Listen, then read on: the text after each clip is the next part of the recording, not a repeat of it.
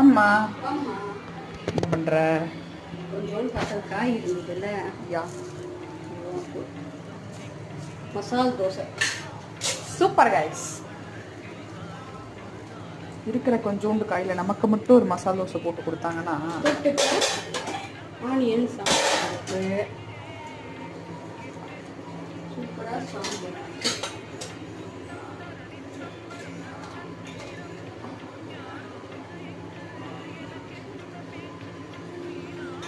இப்போ இதை அவ்வளோதான்.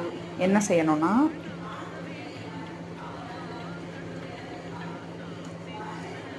அப்படியே வச்சு இந்த சாம்பாரில் தொட்டு யாருக்காவது வாய் சுற்றுச்சுன்னா நான் பொறுப்பு கிடையாது. சுட்டாலும் தப்பு இல்லை. மசாலா தோசை ரெடி.